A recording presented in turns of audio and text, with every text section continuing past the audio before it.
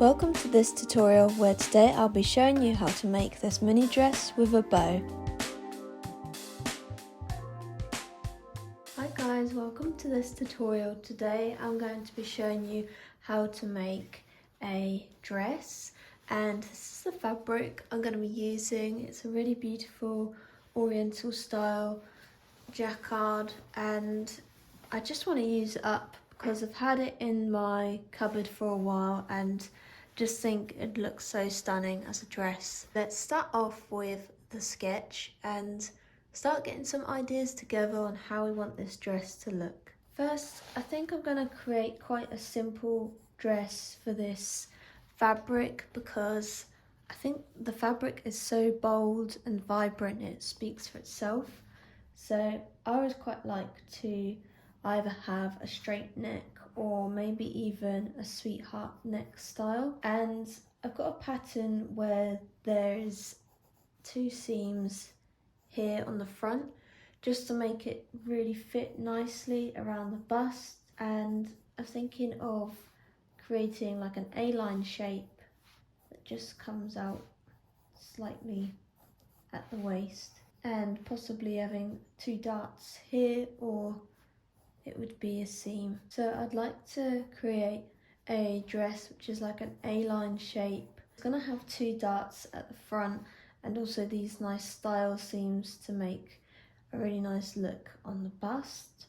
And at the back of the dress, I want to create something a little bit different and have a bow. This is gonna be like a party dress, so having a nice bow at the back is going to look super cute. And I also need to think about where the zip is going to go, and because we have the bow at the back, the zip will have to go on one of the sides of the dress, which is fine. It just makes sure that obviously it wouldn't be possible to have a zip going through this part unless the bow was detachable, but in this case it's going to be sewn onto the dress. I'm also going to make the straps adjustable because that makes the fit a little bit more flexible and versatile. So I definitely recommend doing adjustable straps. And yeah, I think that's it for the dress. I'm just going to make sure that it's definitely an A-line shape because I think it looks super cute when dresses flare out slightly. Not too much, but just come out slightly to accentuate your curves and your shape. Now I've got my sketch for my dress and I've thought about my fabric and also my fastening, my straps, the bow. I'm also going to use a matching red lining and light polyester. Now I'm going to figure out my patterns, and from there I can start making the dress. These are my patterns I have for the dress, and these are what I've used in the past. So what I'm going to do is I'm going to actually trace out the bodice and the skirt and create new patterns from that, because these I can use as my initial pattern, but because on the dress we want a straight neckline, and this pattern is actually a sweetheart neckline where it goes down into curved V shape, and I'm not sure if the skirt is going to be A-line enough. It's a little bit more fitted, this pattern. So I'm going to edit this slightly, but just trace out all the pieces that I've got, and then I can adapt my patterns.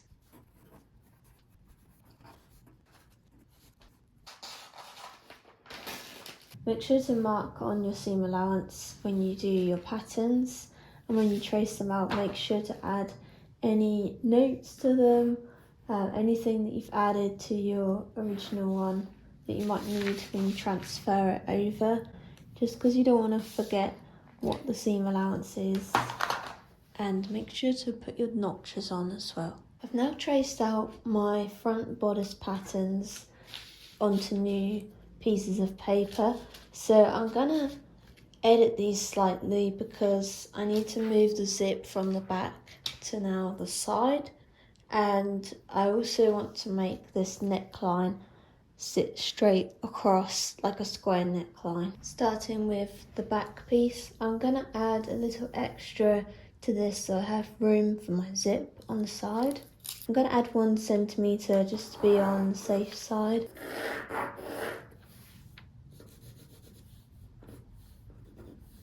Then I can cut this out. I'm going to leave the 1 centimetre seam allowance on the centre back where the zip would have been, just because I still need this to sew up the 2 back pieces and to create a centre back seam. And we can always edit this amount depending on what needs to come in, depending on the fitting. But for now, definitely keep your seam allowance for the back and just add some to the side so you've got room to add in your zip.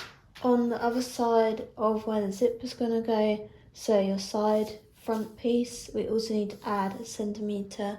We might change this depending on the fitting, but if you add 1 centimetre, you have that extra amount to use and play with, and it can be adjusted better if you have more than not enough.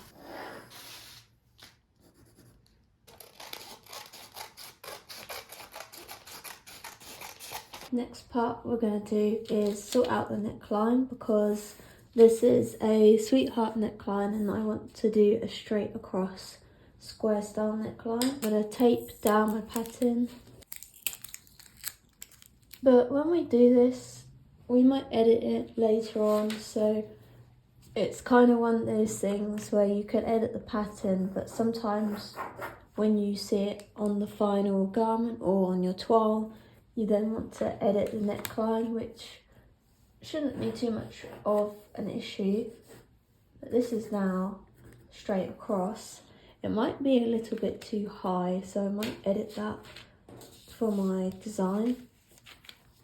But this is now straight across, but I might lower it down depending on how it looks.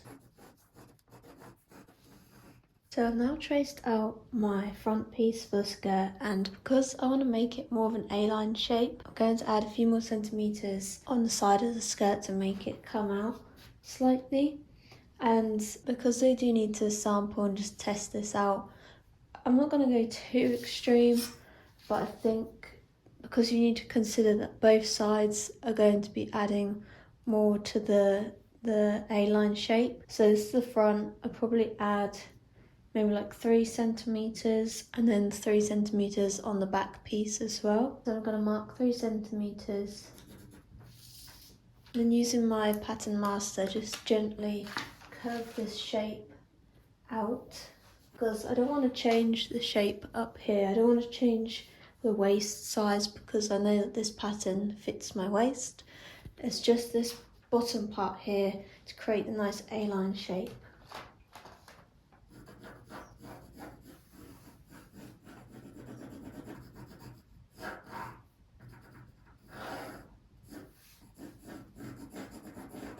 In my pattern, it's about 18 centimetres until I start to shave this piece out and make it more A-line. So I need to make sure when I do my back pattern, I need to make sure that I'm adding 3 centimetres and making sure that it starts to flare out at about 18 centimetres down. I'm going to cut this out and then I'll do the same for the back.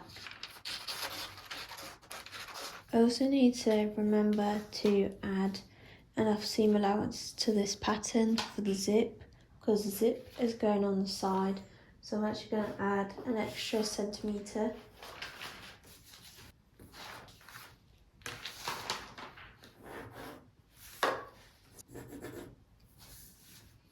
And what's also important to remember is that we're only going to be adding this 1 centimetre extra for the zip to one side, so not both. So when you cut this on the fold, you also need to remember that one side you can fold over this extra centimetre, because you won't need it because the zip is not going on both sides of the skirt, just on one side.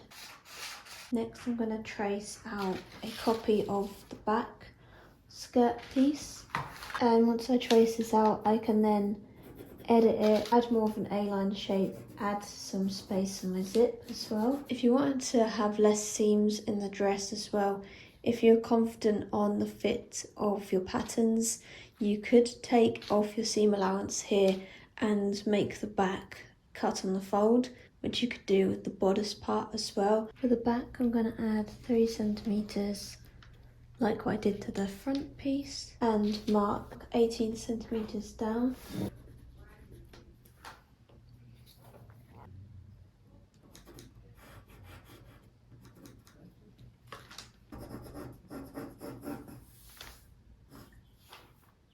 And then I'm going to shave this part into the rest of the skirt. And then I'm going to add my extra centimetre for the zip.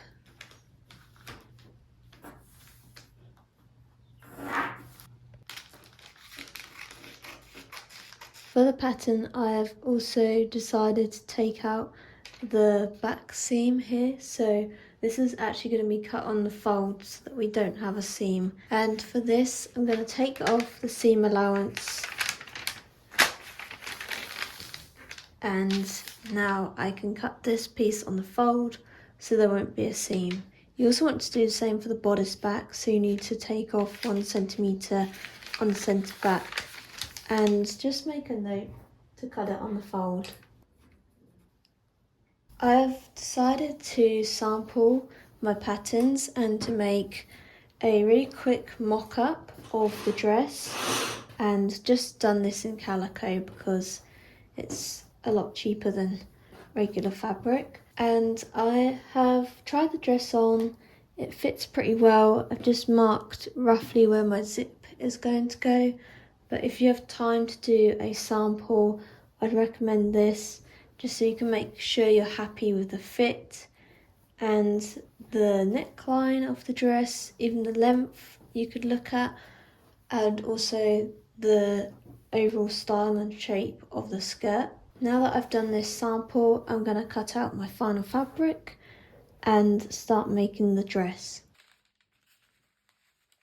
I'm going to start off by cutting out the skirt. This is cut on the fold, so remember to keep that folded, and remember to mark your notches and to mark your dart.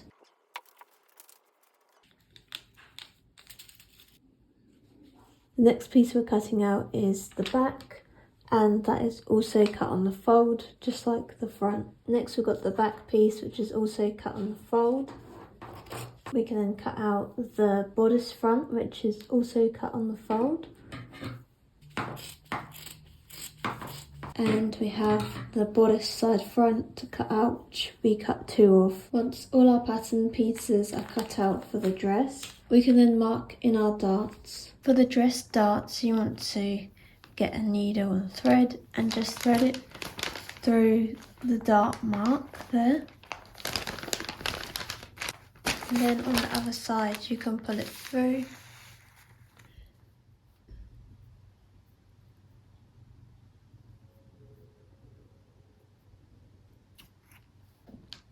And then carefully you can unpin your pattern.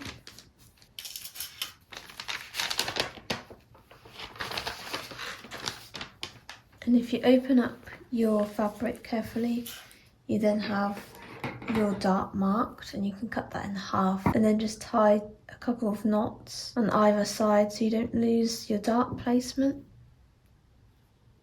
And we're just going to draw in the darts a bit better. And I'm going to get my tailor's chalk and just draw on the fabric. So we can just connect this mark to our notches.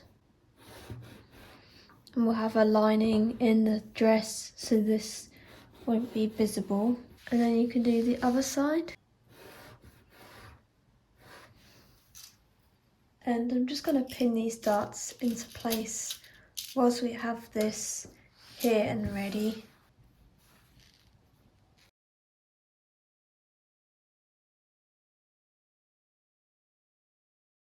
Now those darts are pinned, we'll set this piece aside, and we'll do the same for the back. If you put your needle through the dart point, and then carefully we can remove our pattern from the fabric.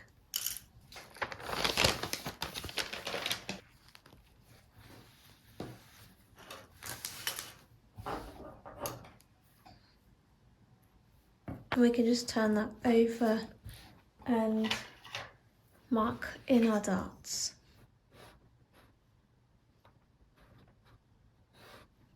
Then we're going to pin these darts into place.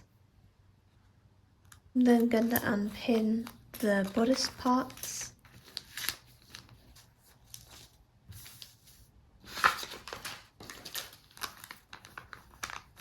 And just make sure all my notches have been marked.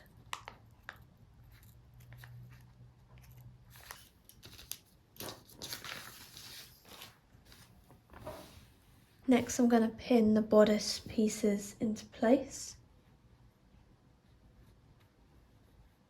Because this side of the back piece is going to be attached to the rest of the bodice, I need to trim off 1 centimetre because I added this extra centimetre for the side of the zip.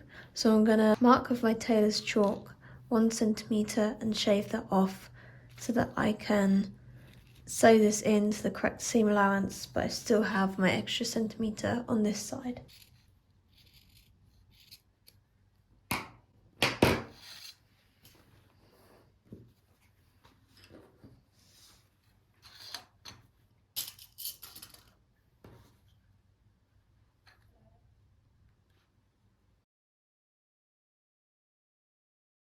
You want to mark 1 centimetre on your fabric because we added 1 centimetre for the side for the zip, but this side is just going to be sewn into a seam. We're going to sew up these 2 sides, so we need to mark 1 centimetre and just trim that off.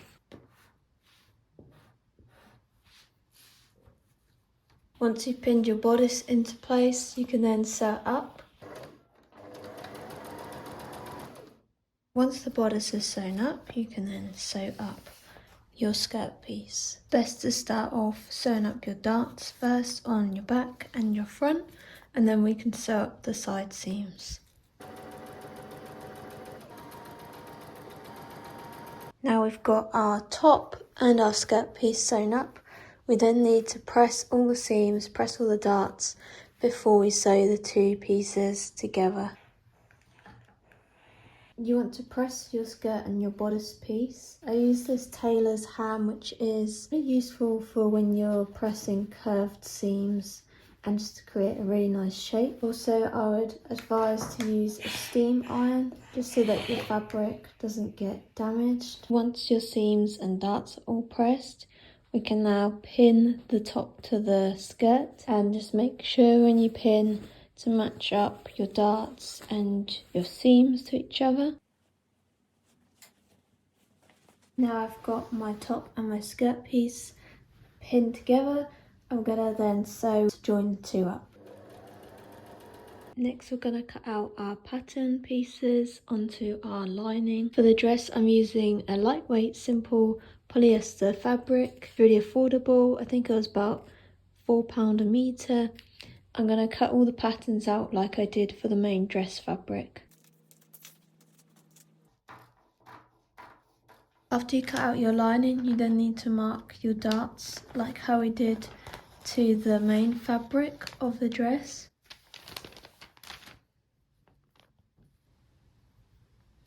You can carefully mark your darts with your tailor's chalk.